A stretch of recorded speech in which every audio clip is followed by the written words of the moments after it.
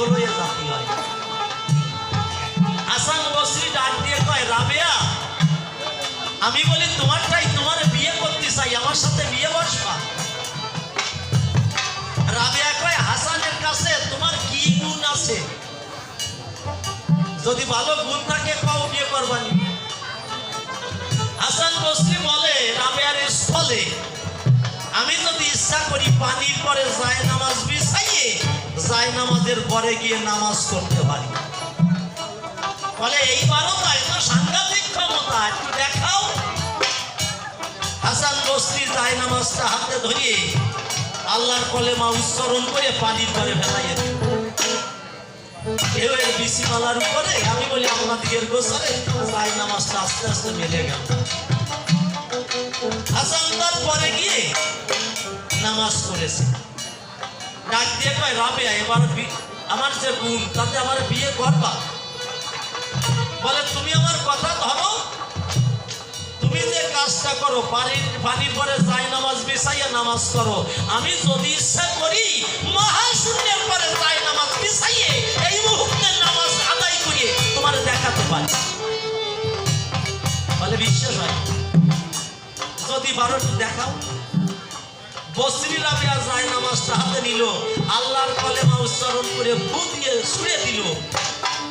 সাথে সাথে আলিফ লায়লার মাদুরির মতো যায় নামাজটা মহাশূন্যে বিছাইয়ে গেছে। রাবেয়া বসরি উড়ে যায় সেই যায় নামাজের ঘরে বসে নামাজ করে শেষে ডাক দিয়ে কয়, হাসান, যদি বিয়ে করতে চাও, আমারে ভালোবাসো, মাটির মধ্যে উড়িয়ে আমার যায় নামাজের ঘরে আসো।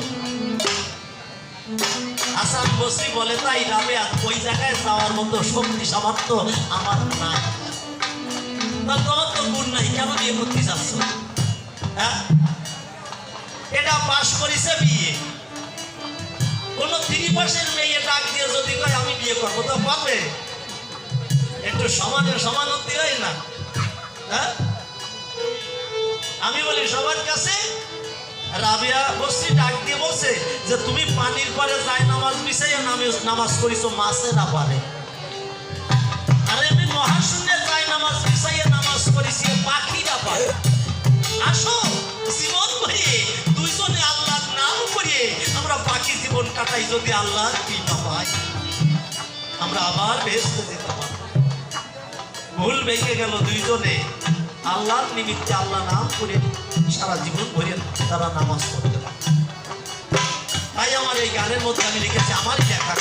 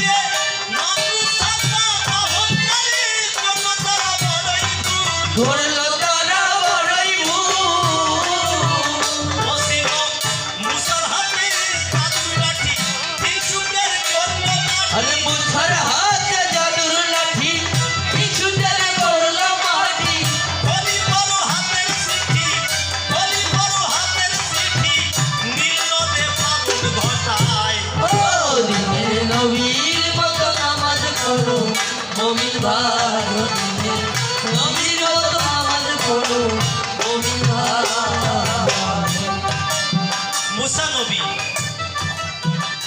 কাফেরের বিরুদ্ধে যুদ্ধ করার পরে সৈন্য নিয়ে যখন দেশে ফেরে, সামনে বড় নদী বেরিয়ে গেছে, ওনার হাতে আল্লাহ প্রদত্ত মতো লাঠি ছিল, লাঠি দিয়ে যখন পানির পরে পানি দিল, পানি ভাগ হয়ে 30 পাকা ভাগ হয়ে গেছে।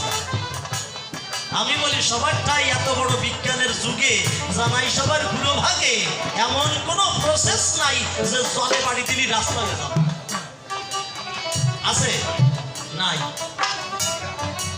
এরা আসলে আল্লাহর ভক্ত, প্রেমিক ছিল।